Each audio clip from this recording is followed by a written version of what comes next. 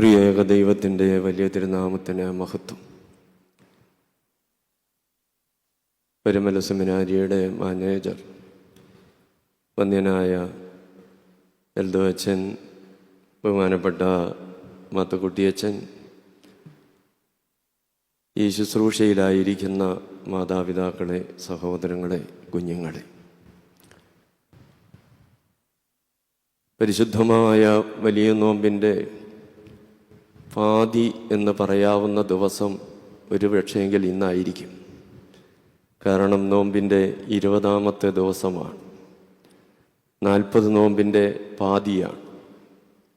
40 ദിവസത്തെ നോമ്പെടുത്തു കഴിഞ്ഞാൽ ബഹുമാനപ്പെട്ട എൽദോ അച്ഛൻ ഓർപ്പിച്ചതുപോലെ നോമ്പിൻ്റെ ശക്തിയിലാണ് പിന്നീടുള്ള 10 ദിവസം കഷ്ടാനുഭവാഴ്ചയായി ഞാനും നിങ്ങളും ആചരിക്കുന്നത്. 40 ദിവസത്തെ നോമ്പെടുക്കുന്നവർക്കാണ് കഷ്ടാനുഭവാഴ്ച അതൊരനുഭവ ആഴ്ചയായിട്ട് മാറും. അല്ല എന്നുണ്ടെങ്കിൽ ലോകത്തിൽ ആർക്കും പറ്റാത്ത കാര്യം ചെയ്യുന്നത് നമ്മളാണ്. ഓൺലൈൻ ആയതുകൊണ്ട് ഞാൻ അത്രേ പറയുന്നുള്ളൂ. നോമ്പെടുക്കാതെ നോമ്പ് വീടാൻ പഠിച്ചിട്ടുള്ള നമുക്ക് ലോകത്തിൽ മറ്റാർക്കും അത് പറ്റാം എന്നെനിക്ക് തോന്നുന്നില്ല. അടയ്ക്കാത്ത കതക് തുറക്കാൻ പറ്റുമോ എന്ന് ചോദിച്ചാൽ നോമ്പെടുക്കാതെ നോമ്പ് വീടാൻ പറ്റുന്നൊരു സമൂഹം ഇന്ന് കൂടി വരുന്ന കാലമാണ്. അപ്പോൾ അതുകൊണ്ട് 40 ദിവസത്തെ നോമ്പെടുക്കുന്നവർക്കാണ് 41ാം ദിവസം മുതൽ 50ാം ദിവസം വരെയുള്ള കഷ്ടാനുഭവ ആഴ്ച അനുഭവത്തിൻ്റെ ആഴ്ചയാണ്. ആ അനുഭവത്തിൻ്റെ ആഴ്ചയുടെ പൂർണ്ണതയാണ് ഉയർപ്പിൻ്റെ മഹത്വവും ഉത്ഥാനത്തിൻ്റെ നിറവും ലഭിക്കുക എന്ന് പറയുന്നത്. അതിനുവേണ്ടിയാണ് ഞാനും നിങ്ങളും യാത്ര ചെയ്തുകൊണ്ടിരിക്കുന്നത്. പാതി വഴി പിന്നിട്ടിരിക്കുന്ന ഈ സമയത്ത് മുൻപോട്ടുള്ള യാത്രയ്ക്ക് അല്പം കരുത്ത് നേടുവാൻ ഈ ദിവസത്തെ ഈ ധ്യാനം അനുഗ്രഹമായി തീരട്ടെ എന്ന് ആമുഖമായിട്ട് പ്രാർത്ഥിക്കുകയാണ്. സമാനതകളില്ലാത്ത ഒരു കാലത്ത് കൂടെയാണ് ഞാനും നിങ്ങൾ കടന്നു പോകുന്നത്. നോഹയും കുടുംബവും പെട്ടകത്തിൽ കടന്നതുപോലെ പുറത്ത് വലിയ പ്രളയമാണ്. അകത്തെത്ര ശാന്തതയുണ്ട് എന്ന് ഞാനും നിങ്ങളും അവരവർ തീരുമാനിക്കണം. കലാപങ്ങളുടെയും പ്രതികാരങ്ങളുടെയും വെല്ലുവിളികളുടെയും ലഹരിയുടെയും രാഷ്ട്രീയ അതിപ്രസരണത്തിൻ്റെ കോലാഹലങ്ങളുടെയും ഒക്കെ ഒരു വലിയ കൂത്തുകാഴ്ച നടക്കുന്ന ഒരു സമൂഹത്തിൽ ഭക്തന് ഭക്തിയായി സ്വസ്ഥമായി എത്രമാത്രം മുന്നോട്ട് പോകാൻ പറ്റുമെന്ന് ദൈവാനുഭവവും ദൈവാശ്രയമുള്ളവർക്ക് മാത്രമേ പറയാൻ പറ്റൂ. പുറത്ത് എത്ര പ്രളയമുണ്ട് എന്നുള്ളതിനേക്കാൾ അകത്ത് എത്രമാത്രം സ്വസ്ഥതയുണ്ട് എന്നുള്ളതിന് വില കൽപ്പിച്ചാൽ എരിയുന്ന മുൾപടർപ്പിൻ്റെ ഉള്ളിലും എരിയാതെ നിൽക്കുന്ന മാതാവിൻ്റെ വ്യക്തിത്വം ആധ്യാത്മികതയിൽ നമുക്ക് വലിയ പ്രചോദനമാകും. തീർച്ചയായും ഈ സമാനതകളില്ലാത്ത ലോകത്ത് ആശ്രയിക്കുവാൻ, ആശ്വസിക്കുവാൻ പ്രധാനമായിട്ട് ഒന്നേ ഉള്ളൂ. അത് ദൈവത്തിൻ്റെ ജീവനുള്ള വചനം മാത്രമാണ്. ദൈവത്തിൻ്റെ ജീവനുള്ള വചനത്തിൻ്റെ ആശ്വാസത്തിലല്ലാതെ ഇന്ന് ആശ്വാസം കണ്ടെത്തുവാൻ മറ്റൊന്നും നമ്മുടെ പക്കലുണ്ട് എന്ന് ഞാൻ വിശ്വസിക്കുന്നില്ല. കാരണം സ്വത്ത് ധാരാളമുള്ളവർക്ക് ഒരിറ്റു സ്വസ്ഥതയില്ല. വിദ്യാഭ്യാസവും പാണ്ഡിത്യവും അങ്ങേ അറ്റമുള്ളവർക്ക് അത് നിർവഹിക്കാനോ വിനിയോഗിക്കാനോ പറ്റുന്ന ഒരന്തരീക്ഷവും നമ്മുടെ സമൂഹത്തിൽ ഇപ്പോൾ ഇല്ല. വളരുവാൻ ആഗ്രഹിക്കുന്ന ഒരു തലമുറയ്ക്ക് വ്യക്തിത്വത്തിലും കുടുംബത്തിൻ്റെ മഹിമയിലും സാമൂഹ്യ വ്യവസ്ഥതയിലും മാന്യമായി വളരുവാൻ പറ്റുന്ന ഒരു സാഹചര്യമില്ല. അപ്പോൾ പിന്നെ നമുക്ക് ആശ്രയിക്കാൻ വേറെ എന്താ ഉള്ളത്? സ്വത്തിലില്ല, വിദ്യാഭ്യാസത്തിലില്ല, തൊഴിലിലില്ല. അവിടെയാണ് കലുഷിതമായ സ്ഥലത്ത് ദൈവത്തിൻ്റെ വചനം തരുന്ന വലിയ ഒരു ധൈര്യവും പ്രത്യാശയുമുണ്ട്. ക്രിസ്തു ലോകത്തിലേക്ക് പിറന്നു വീണത് ഏതാണ്ട് ഇതേപോലെയുള്ള ഒരു കാലാവസ്ഥയിൽ തന്നെയാണെന്ന് നമുക്ക് ചിന്തിക്കാൻ പറ്റും. കാരണം റോമ രാഷ്ട്രീയത്തിൻ്റെ അതിപ്രസരണം ഒരു ഭാഗത്തും യഹൂദ മത മേളങ്ങളുടെ വലിയ കലാപങ്ങളും ബഹളങ്ങളും ഒരു ഭാഗത്തും, ഇതിൻ്റെ നടുവിൽപ്പെട്ട് ഉഴലുന്ന ഒരു ജനമുണ്ടായിരുന്നു, സാധാരണക്കാരായ മനുഷ്യർ. അന്നത്തിനും വസ്ത്രത്തിനും ഉപജീവനത്തിനും വഴിയില്ലാതെ ഞെരുവിരി കൊള്ളുന്ന ഒരു സാധാരണ മനുഷ്യർ. അതുകൊണ്ട് കർത്താവ് വന്നത് അവരുടെ പ്രതീകമായി, പ്രതിനിധിയായി അവരുടെ കൂട്ടത്തിലേക്കാണ്. ഈ ബഹളങ്ങളെല്ലാം അവിടെ നടക്കുമ്പോഴും ക്രിസ്തുവിൻ്റെ ചുറ്റും നടന്നവർക്ക് ഒരു അസ്വസ്ഥതയും ഉണ്ടായിരുന്നില്ല. കാരണം അവർക്ക് ആശ്രയം ഒന്നേയുള്ളൂ, കർത്താവിൻ്റെ വായിൽ നിന്ന് വരുന്ന ലാവണ്യ വചനങ്ങൾ മാത്രം. ദൈവവചനത്തിൽ ആശ്രയിച്ച്, ദൈവവചനത്തിൽ മുറുകെ പിടിച്ച്, ദൈവവചനത്തിൻ്റെ പാതയിലൂടെ സഞ്ചരിക്കാൻ ശ്രമിച്ചാൽ പുറത്തെ പ്രളയമൊന്നും നമ്മളെ ബാധിക്കില്ല എന്ന് മാത്രമല്ല, ഈ പ്രളയം കഴിയുമ്പോൾ, പെട്ടകം തുറക്കുമ്പോൾ അവശേഷിക്കുന്നത് ആരായിരിക്കും? നോഹയും കുടുംബവും, ദൈവവചനത്തിൽ ഉറ്റിരുന്നവർ മാത്രം. ബാക്കിയുള്ളതൊക്കെ പ്രളയത്തിൽ തീർന്നു. തീർച്ചയായിട്ടും സമാനതകളില്ലാത്തൊരു കാലം എന്ന് ഞാൻ ഓർപ്പിച്ചത് അങ്ങനെയാണ്. കഷ്ടപ്പാടിൻ്റെ നെരിപ്പോടിൽ കിടന്ന് അയ്യം വിളിക്കുന്നവരോട് കർത്താവ് പറഞ്ഞു, അധ്വാനിക്കുന്നവരും ഭാരം ചുമക്കുന്നവരും എൻ്റെ അടുക്കൽ പോരെ, ഞാൻ നിങ്ങളെ ആശ്വസിപ്പിക്കാം. മരണത്തിൻ്റെ വേർപാട് ദുഃഖം കൊണ്ട് അനാഥത്വമായ ലാസറിന്റെ വീട്ടിൽ ചെന്ന് കല്ലറയുടെ വാതിൽക്കൽ നിന്ന് കർത്താവ് വിളിച്ചു, ലാസറേ പുറത്തു വരിക. ലാസറിന്റെ കുടുംബത്തിന്റെ അനാഥത്വവും മാറി, ലാസറിന്റെ വേർപാടിന്റെ ദുഃഖം ഉത്ഥാനത്തിന്റെ സന്തോഷമാക്കി മാറ്റുകയും ചെയ്തു. അപ്പോൾ മരണത്തിന്റെ മുമ്പിലും പ്രളയത്തിന്റെ മുമ്പിലും അധ്വാനത്തിന്റെ അസ്വസ്ഥതയുടെ മുമ്പിലും ആശ്രയിക്കുവാൻ ദൈവവചനം മാത്രം. ആ വചനത്തിൻ്റെ അനുഭവത്തിലാണ് ഈ വെള്ളിയാഴ്ച ഞാനും നിങ്ങളും ഇരിക്കുവാൻ ആഗ്രഹിക്കുന്നത്. കാരണം ഈ ബലത്തിൽ മാത്രമേ മുന്നോട്ട് പോകാൻ നമുക്ക് സാധിക്കത്തുള്ളൂ. അതുകൊണ്ടാണ് അധികാരത്തിൻ്റെ അപ്രമാദിത്വം മുഴുവൻ അനുഭവിച്ച ദാവീദ്, സ്വത്തും പണവും സുഖലോലുപത്വവും ആവോളം അനുഭവിച്ച ദാവീദ്, സൈന്യത്തിൻ്റെതായിട്ടുള്ള എല്ലാ ചുറ്റുപാടുകളും ആവശ്യത്തിലധികം ഉണ്ടായിരുന്ന ദാവീദ്, എന്നോടും നിങ്ങളോടും പറയുന്ന ഒരു ദാവീദിന്റെ സങ്കീർത്തന വാക്യമുണ്ട്, ബലം നിന്നിലുള്ള മനുഷ്യൻ ഭാഗ്യവാൻ. ഉള്ളിൽ ദൈവമുണ്ടെങ്കിൽ, ഉള്ളത്തിൽ ദൈവമുണ്ടെങ്കിൽ ചുറ്റുപാടുമുള്ള പ്രളയമൊന്നും നമ്മളെ ബാധിക്കത്തില്ല. പക്ഷെ ഉള്ളിൽ ദൈവമില്ലെങ്കിൽ, ഉള്ളത്തിൽ ദൈവത്തിന് സ്ഥാനമില്ലെങ്കിൽ ഈ പറയുന്ന പ്രളയങ്ങളെല്ലാം നമ്മുടെ മനസ്സിനെ വല്ലാതെ ഒലച്ചു കളയും. ആ ഉലച്ചിലിൽ അകപ്പെടാതിരിപ്പാൻ ഈ പരിശുദ്ധമായ നോമ്പിൻ്റെ ഈ ഒരു വെള്ളിയാഴ്ചയുടെ ധ്യാനം നമുക്ക് അനുഗ്രഹമായി തീരട്ടെ എന്ന് പ്രാർത്ഥിച്ചു.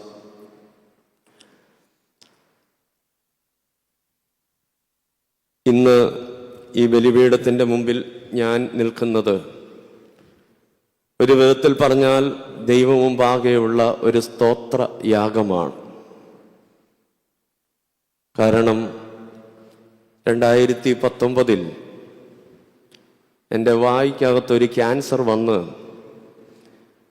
അതിൻ്റെ ട്രീറ്റ്മെൻറ്റുമായി ഓപ്പറേഷൻ എല്ലാം കഴിഞ്ഞ് വന്ന് ഒരു 48 ദിവസം ഒരക്ഷരം ഉരിയാടാൻ കഴിയാതെ ഈ കാണുന്ന താടിയും മീശയും എല്ലാം നഷ്ടപ്പെട്ട് ഒരു ഷാൾ പുതച്ച് തൂണിൻ്റെ അപ്പുറം 48 ദിവസം വൈകുന്നേരം 7:30 മണി മുതൽ 9:30 മണി വരെ ഇരുന്ന ഒരു വ്യക്തിയാണ് ഞാൻ. ഈ പുണ്യപിതാവിൻ്റെ കബറിടത്തിൽ ഈ ബലിപീഠത്തിൻ്റെ മുമ്പിൽ നിൽക്കുമ്പോൾ അത് പറഞ്ഞില്ലെങ്കിൽ ശരിയാവില്ലെന്ന് എനിക്ക് തോന്നുന്നു.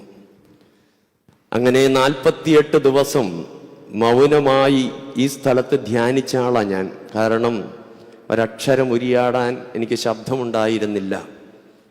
എൻ്റെ വായുടെ ഈ സെൻറ്ററിലെ ഭാഗം മുതൽ വലതു ഭാഗത്തേക്കുള്ള മോൾ ഭാഗത്തെ മോണയും പല്ലും എല്ലാം ഓപ്പറേഷൻ ചെയ്തെടുത്ത് കളഞ്ഞ് ഒന്ന് തുപ്പുവാൻ പറ്റാതെ, ഊതാൻ പറ്റാതെ, വെള്ളമിറക്കാൻ പറ്റാതെ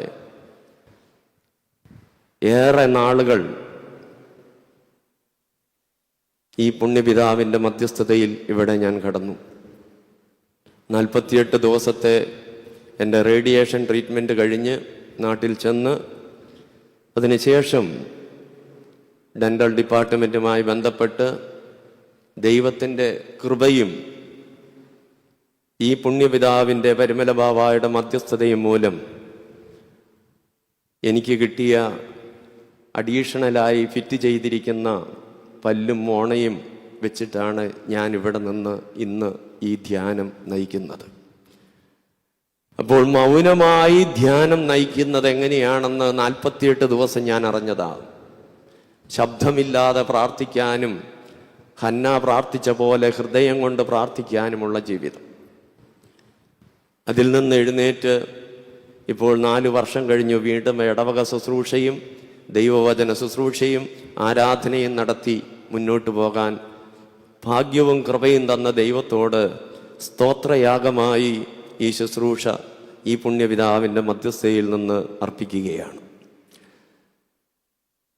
പ്രത്യേകിച്ച് ഇന്നത്തെ അല്പസമയത്തെ ധ്യാനത്തിന് ഞാൻ തിരഞ്ഞെടുക്കുന്നത് നമുക്ക് വളരെ സുപരിചിതമായ ഒരു വേദഭാഗമാണ്. പുതിയ ആശയങ്ങളൊന്നും അതിലുണ്ട് എന്നുള്ളത് കൊണ്ടല്ല, വർത്തമാന കാലത്ത് അതിന് പ്രസക്തിയുണ്ട് എന്നെനിക്ക് തോന്നുന്നത് കൊണ്ട് തിരഞ്ഞെടുത്തതാണ്. വിശുദ്ധ ലൂക്കോസിൻ്റെ സുവിശേഷം 15-ാം അധ്യായമാണ് ഇന്നത്തെ ധ്യാനത്തിനായിട്ട് തിരഞ്ഞെടുക്കുന്നത്. ഇതൊരു സുവിശേഷ കൺവെൻഷൻ അല്ല, ധ്യാനമാണ്. തീർച്ചയായിട്ടും ഒരു ദൈവാനുഭവത്തിൽ നമ്മളെ രൂപപ്പെടുത്തുന്ന ശുശ്രൂഷയ്ക്കാണ് ധ്യാനം എന്ന് പറയുന്നത്. അതുകൊണ്ടാണ് പലപ്പോഴും ഓർത്തഡോക്സ് സഭയുടെ പാരമ്പര്യത്തിൽ ധ്യാന യോഗം എന്ന് പറയുന്നതിനേക്കാൾ ധ്യാന ജീവിതം എന്ന് പറയുന്നതിനാണ് അർത്ഥം. കാരണം ഓർത്തഡോക്സ് സഭയുടെ ജീവിത ശൈലി ധ്യാനാത്മകമാണ്. അതാണ് നമ്മുടെ നോമ്പിൻ്റെയും ഇടയ്ക്കിടയ്ക്ക് വരുന്ന നോമ്പും നമ്മുടെ ഞായറാഴ്ചയുടെ ആരാധനയും 7 യാമങ്ങളിലെ കുടുംബ പ്രാർത്ഥനയും ഇതെല്ലാം തീരുന്നത് ഒരു ധ്യാനത്തിൻ്റെ ശൈലിയാണ്. അതുകൊണ്ട് ധ്യാനാത്മകമായിട്ട് ലൂക്കോസിൻ്റെ സുവിശേഷം 15-ാം അധ്യായത്തെ ഞാനും നിങ്ങളും നമ്മുടേതായ തലത്തിലൊന്ന് ധ്യാനിക്കാമെന്ന് ആഗ്രഹിക്കുകയാണ്. അതിന് 3 ഭാഗമായിട്ടാണ് ആ വേദഭാഗം നമ്മളെ പഠിപ്പിക്കുന്നത്. 14-ാം അധ്യായത്തിൻ്റെ അവസാനത്തെ വാക്യം ലൂക്കോസ് ഏവങ്കേലിസ്ത നമ്മളോട് പറയുന്നത് വളരെ ശ്രദ്ധേയമായ ഒരു വാക്കിലാണ്. കേൾപ്പാൻ ചെവിയുള്ളവൻ, ബാക്കി കേൾപ്പാൻ ചെവിയുള്ളവൻ കേൾക്കട്ടെ. എല്ലാവരും കേട്ടോണമെന്നില്ല, എല്ലാവരും കേട്ടതുകൊണ്ട് റിസൾട്ട് ഉണ്ടാകണമെന്നും ഇല്ല. അതുകൊണ്ടാണ് ലൂക്കോസ് ഏവങ്കേലിസ്ത പറയുന്നു, കേൾപ്പാൻ ചെവിയുള്ളവൻ കേൾക്കട്ടെ. എന്നിട്ട് പറഞ്ഞു തുടങ്ങുന്നതാണ് 15-ാം അധ്യായത്തിൻ്റെ 1-ാമത്തെ വാക്യം മുതലുള്ള ഭാഗം. ഇതും ഒരു ധ്യാനയോഗമാണ്. അവിടെ നമ്മൾ 15-ാം അധ്യായം 1-ാം വാക്യം വായിക്കുന്നത്, ചുങ്കക്കാരും പാപികളുമെല്ലാം അവൻ്റെ വചനം കേൾപ്പാൻ അവൻ്റെ അടുക്കൽ വന്നു. ഞാനും നിങ്ങളും ഇവിടെ വന്നതും എന്തിനാ? ദൈവവചനം കേൾക്കാനാ. അന്നത്തെ ജനം ക്രിസ്തുവിൻ്റെ അടുക്കൽ പോയതും ദൈവവചനം കേൾക്കാനാ. അപ്പം അതുകൊണ്ട് ഈ നടക്കുന്ന പോലെ തന്നെ കർത്താവിൻ്റെ കാലത്ത് നടന്ന ഒരു ചെറിയ ധ്യാനയോഗം, ആ തന്നെ കേൾക്കാൻ വന്ന ജനത്തെ കർത്താവ് ചേർത്ത് പിടിച്ചിട്ട് അവരോട് പറയുന്ന 3 കാര്യങ്ങളാണ്. ഈ വന്ന കൂട്ടത്തിൽ ആരൊക്കെ ഉണ്ടെന്നുള്ളതാണ് അടുത്തത്. ഇവിടെ പറയുന്നുണ്ട്, ചുങ്കക്കാരും പാപികളുമെല്ലാം അവൻ്റെ വചനം കേൾപ്പാൻ വന്നു. അപ്പൊ അവരുടെ കൂട്ടത്തിൽ ആരാ? ചുങ്കക്കാരും പാപികളുമാണ്. അടുത്ത ഒരു കൂട്ടരുണ്ട്. 2-ാമത്തെ വാക്യത്തിൽ ഇവൻ പാപികളെ കൈക്കൊണ്ട് അവരോടുകൂടി ഭക്ഷിക്കുന്നു എന്ന് പരീശന്മാരും ശാസ്ത്രിമാരും പറഞ്ഞ് പിറുപിറുത്തു. അവരോട് അവൻ ഈ ഉപമ പറഞ്ഞു. അപ്പോൾ ആരോടാ ഇത് പറഞ്ഞ്? പരീശന്മാരോടും ശാസ്ത്രിമാരോടും. പിറുപിറുക്കുന്നവരോടാ കർത്താവ് ഉപമ പറഞ്ഞത്. ദൈവീക ശുശ്രൂഷകളെ, ദൈവീക പദ്ധതികളെ, ദൈവീകമായ ആരാധനയെ ദൈവീകമായ ചിന്തയോടെ കാണാതെ സ്വാർത്ഥപരമായും തന്നിഷ്ടത്തിനനുസരിച്ചും കാണാൻ ശ്രമിക്കുന്ന ഒരു വിഭാഗത്തോട് കർത്താവ് പറയുന്നത് 3 ഉപമയായിട്ടാണ്. 3 ഉപമ നമുക്ക് വളരെ സുപരിചിതമാണ്. ആ 3 ഉപമയും നമ്മളോട് പറയുന്നത് 3 ആശയങ്ങളാണ്. ആ ഉപമ വലിച്ചു നീട്ടി പറയേണ്ട കാര്യമില്ല, കാരണം അത്ര സുപരിചിതമാണ്. 3 ആശയങ്ങൾ മാത്രം പറഞ്ഞ് ഞാനത് ഭാഗം വിട്ടുകൊള്ളാം. ഈ പരീശന്മാരോട് ശാസ്ത്രിമാരോടും കർത്താവ് ഇത് പറയാൻ കാരണം എന്താണെന്നറിയാമോ? അവർ കർത്താവിനെ കുറിച്ച് പറഞ്ഞ ഏറ്റവും വലിയ ഒരു കുറ്റം എന്താണെന്നറിയാമോ? അവൻ ചുങ്കക്കാരോടും പാപികളോടും ചേർന്ന് ഭക്ഷിക്കുകയും ജീവിക്കുകയും ചെയ്യുന്നു.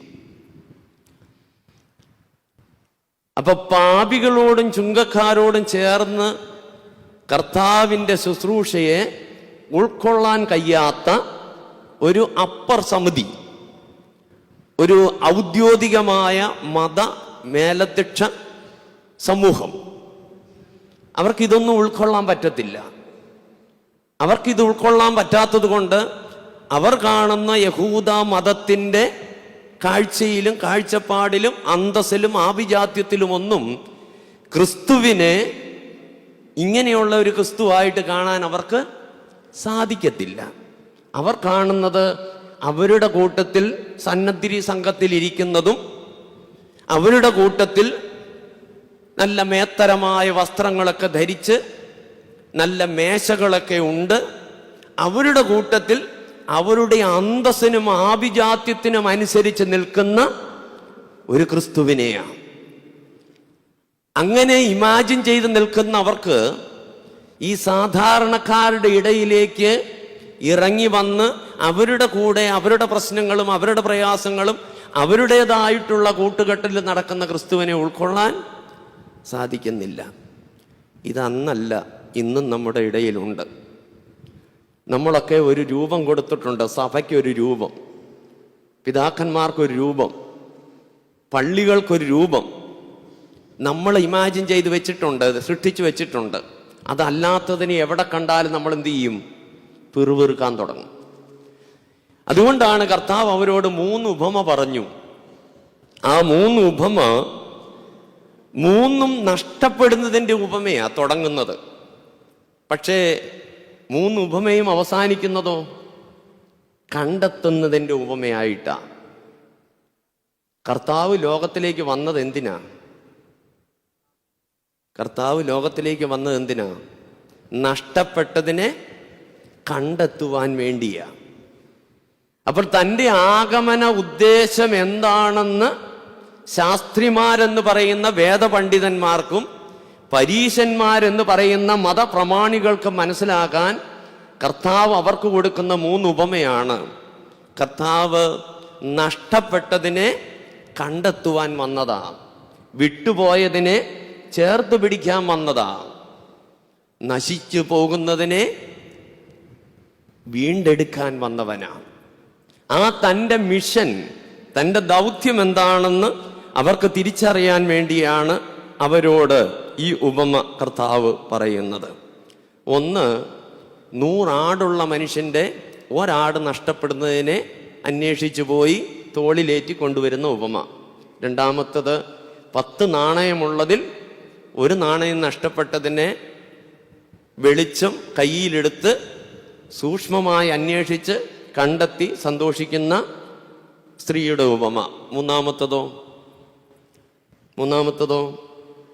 2 മക്കളുള്ള ഒരപ്പൻ്റെ 1 മോൻ അവന് വേണ്ടതെല്ലാം ചോദിച്ചു വാങ്ങിച്ച് അവൻ്റേതായ ലോകത്ത് ജീവിച്ച് അവൻ്റെ ജീവിതം ഒരു പരിധിക്കപ്പുറത്തേക്ക് താളടിയായപ്പോൾ തിരിച്ചു വരുന്നതിൻ്റെ ഉപമയാണ്. ഈ 3 ഉപമയിൽ 2 കണ്ടെത്തുന്നതാ, ഒന്നോ തിരിച്ചു വരുന്നതാ. അതുകൊണ്ടാണ് ഞാൻ പറഞ്ഞ ഈ വർത്തമാനകാലത്ത് ഈ ഉപമയ്ക്ക് വലിയ പ്രസക്തിയുണ്ട്. ഇവിടെ ഈ ഉപമയിലൂടെ കർത്താവ് പറയാൻ ആഗ്രഹിക്കുന്ന ഒന്ന്, നഷ്ടപ്പെട്ടു പോയ ഒരാടിനു വേണ്ടി 99നെയും വിട്ടിട്ട് അന്വേഷിച്ചിറങ്ങുന്ന ഒരു നേതൃത്വം. അത് കുടുംബത്തിൽ പേരന്റിങ് എന്നൊക്കെ ഇന്നത്തെ കാലത്ത് നമ്മൾ പഠിപ്പിക്കുന്നുണ്ട്. അത് സഭയിലും സമൂഹത്തിലും രാഷ്ട്രീയത്തിലും ഒക്കെ ആവശ്യമുള്ള ഒരു ഘടകമാണ്. നഷ്ടപ്പെട്ടു പോകുന്നതിനെ മുറിച്ചു കളയുന്നതല്ല ആത്മീയത, നഷ്ടപ്പെട്ടു പോയതിനെ ചേർത്ത് പിടിക്കുന്നതാണ് ആത്മീയത.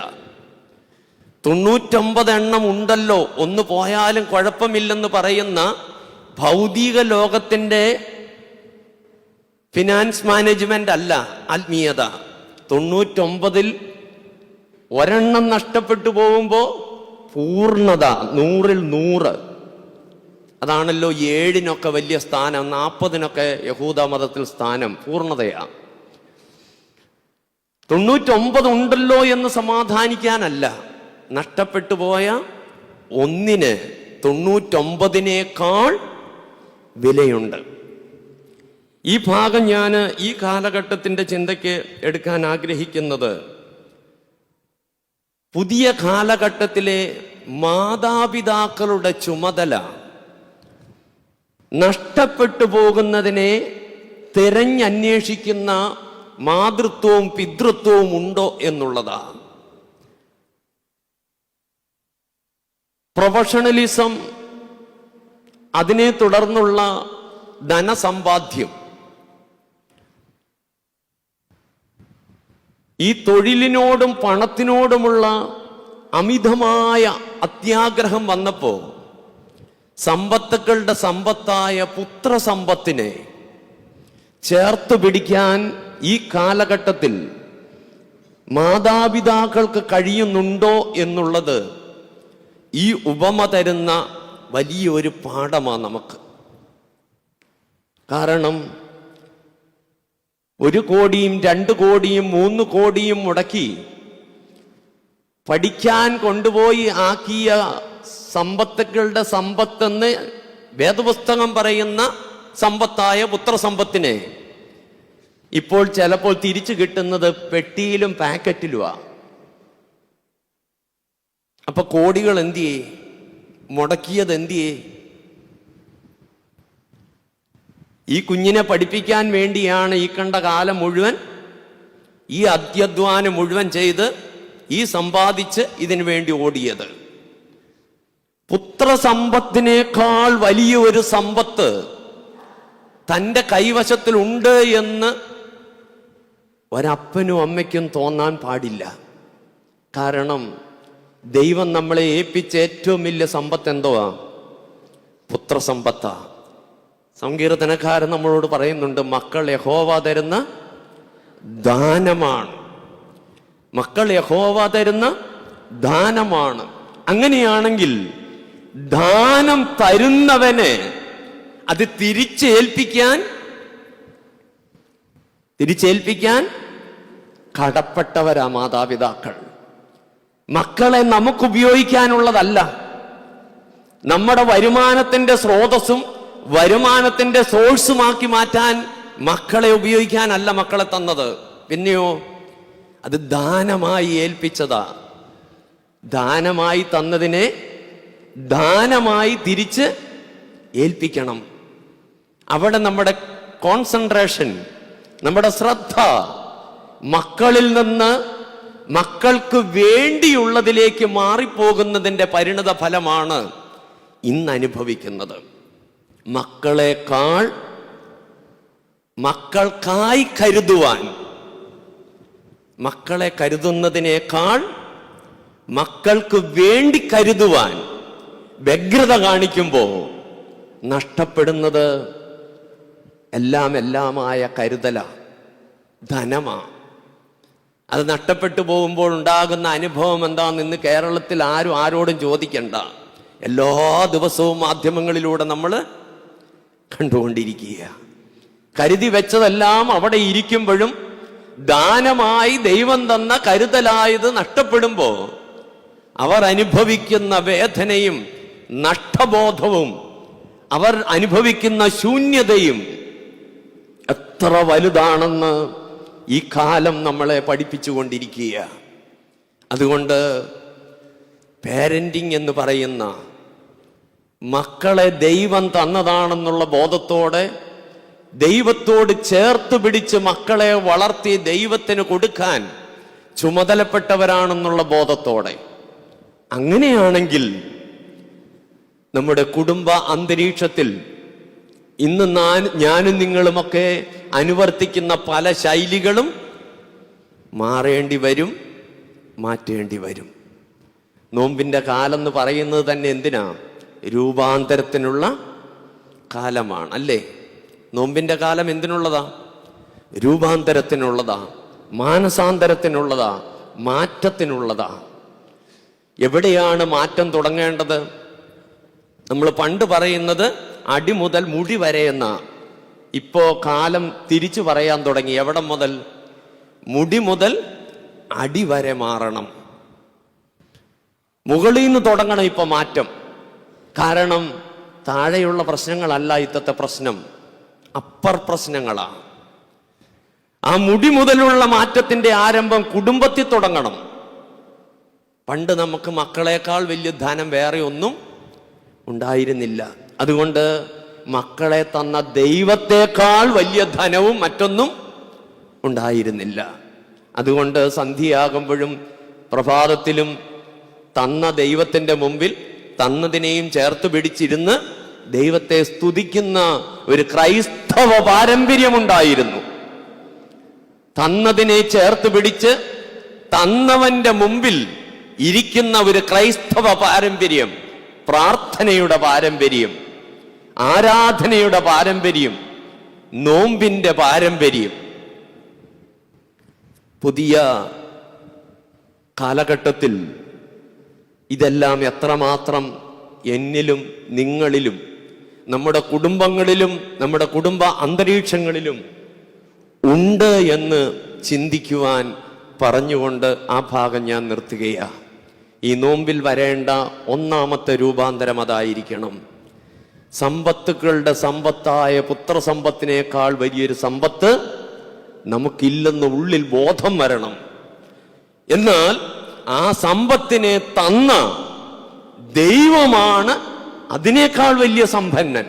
അതുകൊണ്ട് ആ സമ്പന്നന്റെ മുന്നിൽ ഈ സമ്പത്തുമായിട്ട് ഒരുമിച്ചിരിക്കുന്ന പഴയകാല കുടുംബത്തിന്റെ പ്രാർത്ഥനയുടെ, നോമ്പിന്റെ, ആരാധനയുടെ, കൂട്ടായ്മയുടെ ഒരു ബന്ധം രൂപപ്പെടുത്തിയെടുക്കാൻ സത്യസന്ധമായ ഒരു മാറ്റം, സത്യസന്ധമായ ഒരു രൂപാന്തരം നമ്മുടെ കുടുംബങ്ങളിലും വ്യക്തി മനസ്സുകളിലും ഉണ്ടാക്കിയെടുക്കാൻ സാധിക്കണം.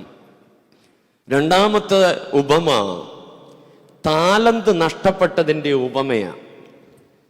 താലന്ത് നഷ്ടപ്പെട്ടതിൻ്റെ ഉപമ എന്ന് പറഞ്ഞാൽ മൂല്യങ്ങൾ നഷ്ടപ്പെട്ടതിൻ്റെ പ്രയാസമാണ്. 10 താലന്തുണ്ട്, പക്ഷേ ഒന്നേ പോയുള്ളൂ. അത് മൂല്യങ്ങളെക്കുറിച്ച് വളരെ ചിന്തനീയമാണ്. കാരണം ഞാൻ പ്രാർത്ഥിക്കുന്നവനാണ്, കുമ്പിട്ട് നമസ്കരിക്കുന്നവനാണ്, പള്ളി പോകുന്നവനാണ്, ഞായറാഴ്ച മുടക്കാത്തവനാണ്, പള്ളി ഭരണസമിതിയിലുള്ളവനാണ്, ആത്മീയ സംഘടനകളുടെ മുഖ്യധാരകളിൽ പ്രവർത്തിക്കുന്ന ആളാണ്, മറ്റുള്ളവരോടുമായിട്ടൊക്കെ നല്ല സാമൂഹ്യ പ്രതിബദ്ധതയുള്ള ആളാണ്. ഇതൊക്കെ എനിക്കുണ്ട്. ഇതെല്ലാം മൂല്യങ്ങളാണ്. പക്ഷേ ആ കൂട്ടത്തിൽ ഞാനൊരു മോഷ്ടാവാണെങ്കിലോ?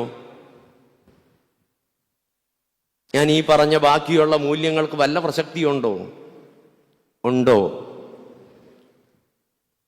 നിങ്ങളാ പറയണ്ടേ. 9 എണ്ണത്തിൽ ഞാൻ മുന്നിലാ. ഇതാ ധനികനായ യുവാവ് കർത്താവിന്റെ അടുക്കൽ ചെന്നിട്ട് നിത്യരാജ്യം പ്രാപിപ്പാൻ എന്ത് ചെയ്യണമെന്ന് ചോദിച്ചപ്പോൾ അവനോട് പറഞ്ഞു, ഒറ്റ കുറവുണ്ട്, ഒറ്റ കുറവ്. എന്താ? നീ ദൈവത്തിന് മൂല്യം കൽപ്പിച്ച് അതിൻ്റെ പുറകെ, ദൈവത്തെക്കാൾ മൂല്യം കൽപ്പിക്കുന്ന ഒരു ദോഷം നിനക്കുണ്ട് പലതിനും, അത് മാറ്റണം. തിരിച്ചു വന്നോ? ഇല്ല. മൂല്യങ്ങൾ നമ്മുടെ കുടുംബ അന്തരീക്ഷത്തിലും സാമൂഹിക അന്തരീക്ഷത്തിലും വ്യക്തി ജീവിതത്തിലും പണ്ട് വളരെ രഹസ്യമായിട്ടൊക്കെ വളരെയധികം ഒതുക്കത്തിലും തക്കത്തിലും താളത്തിലുമൊക്കെ ചെയ്തിരുന്ന പല കാര്യങ്ങളും ഇപ്പം എങ്ങനെയാ സാമൂഹ്യ ജീവിതത്തിൻ്റെ സാമാന്യ മനുഷ്യന്റെ അന്തസ്സിന്റെ ലക്ഷണങ്ങളായി മാറ്റി. അപ്പനും മക്കളും ഒരുമിച്ചൊക്കെ ഇപ്പോ എന്തുമാകാം, ഭാര്യയും ഭർത്താവും ഒന്നിച്ചാകാം, സഹോദരങ്ങളും മാതാപിതാക്കളും ഒക്കെ ഒരുമിച്ചിരുന്നിട്ടാ ഇപ്പൊ പല പരിപാടികൾ വീട്ടിൽ. ഇത് കണ്ട പുതിയ തലമുറ വളർന്ന് വന്നതും വന്നുകൊണ്ടിരിക്കുന്നതും. ഞാൻ ദൈവത്തിൻ്റെ കൃപയിൽ 8 വർഷം സ്റ്റുഡൻസ് മിനിസ്ട്രിയിൽ വർക്ക് ചെയ്യാൻ എനിക്കൊരു ഭാഗ്യം കിട്ടിയതാ, അഭിനന്ദനായ തെയോഫിലോസ് തിരുമനസിൻ്റെ കൂടെ. അന്ന് ഡി അഡിക്ഷനുമായി ബന്ധപ്പെട്ടിട്ടുള്ള കൗൺസിലിങ്ങുമായി ബന്ധപ്പെട്ടൊക്കെ പ്രവർത്തിക്കുമ്പോൾ 7 വയസ്സുള്ളൊരു കുഞ്ഞിനെ കൗൺസിലിംഗ് കൊടുക്കേണ്ട ഗതികേട് വന്നു. ഈ കുപ്പായം ഇട്ടുകൊണ്ട് ഓർത്തഡോക്സുകാരൻ്റെ കൊച്ച 7 വയസ്സുള്ള കുഞ്ഞിന് കൗൺസിലിംഗ് കൊടുക്കേണ്ട വന്നു. വിശദീകരിക്കാൻ പറ്റിയ സമയമല്ലല്ലോ. അതിൻ്റെ കാര്യങ്ങളിലേക്ക് ആഴ്ന്നിറങ്ങി ചെന്നപ്പോൾ എവിടുന്നാ കിട്ടിയെന്നറിയാമോ? അപ്പൻ അധ്യാപകനാണ്, അമ്മ അധ്യാപികയാണ്. അപ്പനും അമ്മയും സാമൂഹ്യ രംഗത്തും രാഷ്ട്രീയ രംഗത്തും ഒക്കെ നല്ല സമുന്നതമായ പങ്കാളിത്തമുള്ളവരാണ്. അപ്പോൾ ഈ കുഞ്ഞ് 3-4 വയസ്സ് പ്രായമുള്ളപ്പോൾ മുതൽ അപ്പൻ്റെയും അമ്മയുടെയും കൂട്ടുകാരെയും വേണ്ടപ്പെട്ടവരെയും ഒക്കെ വീട്ടിൽ വിളിച്ചു വരുത്തി സൽക്കരിച്ച് നല്ല പാർട്ടിയൊക്കെ കൊടുത്ത് പറഞ്ഞു വിടുമ്പോൾ അപ്പനും അമ്മയും കൂടെ കയറി വന്ന ഫ്രണ്ട്സിനെ പറഞ്ഞു വിടാൻ പുറത്തേക്ക് പോകുമ്പോൾ ഈ 4 വയസ്സുകാരൻ കുഞ്ഞെന്ത് ചെയ്യുന്നറിയോ? സൽക്കരിച്ചതിൻ്റെ മിച്ചം ഇരിക്കുന്ന ഗ്ലാസ്സിലുള്ളതെല്ലാം കൂടെ ഒരുമിച്ച് ഒരു ഗ്ലാസ്സിലേക്ക് ആക്കിയിട്ട് അവൻ തുടങ്ങിയതാ. കുറച്ച് കഴിഞ്ഞപ്പോൾ അതിൽ നിൽക്കാതെ വന്നു കഴിഞ്ഞപ്പോൾ അപ്പൻ കൊണ്ടുവയ്ക്കുന്ന ബോക്സിൽ നിന്ന് എടുക്കാൻ തുടങ്ങി.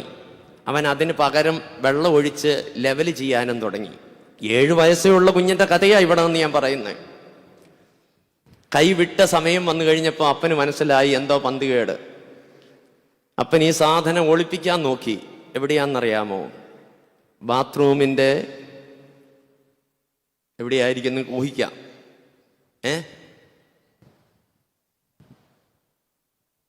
നിങ്ങളുടെ കണക്കുകൂട്ടൽ ശരിയാണോ എന്ന് അറിയാനാ. ഫ്ലഷ് ബോക്സില് കൊച്ചതിലും മിടുക്കൻ. അപ്പൊ കൊച്ചിനെ പേടിച്ച് അപ്പൻ കുടി നിർത്തി. പക്ഷെ ഇല്ലാതെ അപ്പന് പോകാൻ വയ്യ.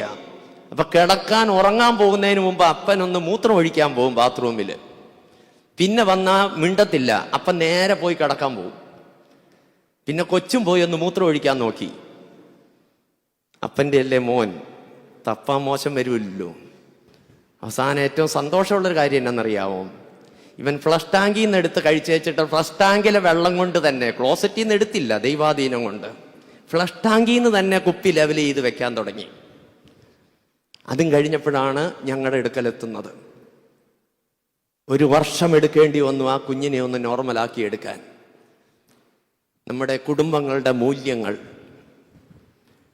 ലോഹയിട്ട് കല്യാണത്തിന് പോയിരുന്നാൽ ചിലപ്പോൾ കണ്ണടച്ചിരുന്ന് പങ്കുചേരേണ്ട ഗതികേട് കുപ്പായക്കാർക്കുണ്ടാകുന്ന കാലത്താണ് നമ്മൾ ജീവിക്കുന്നത്. കല്യാണ വീട്ടിൽ നമസ്കരിക്കാൻ പോയാൽ അച്ഛൻ മാറി നിന്ന് നമസ്കരിച്ചേച്ച് പോയിക്കോണം, ബാക്കിയുള്ള കാര്യത്തിൽ ഇടപെടരുതെന്ന് പറയുന്ന ഓർത്തഡോക്സ് സംസ്കാരം വളർന്നു വന്ന കാലത്താണ് നമ്മൾ ജീവിക്കുന്നത്.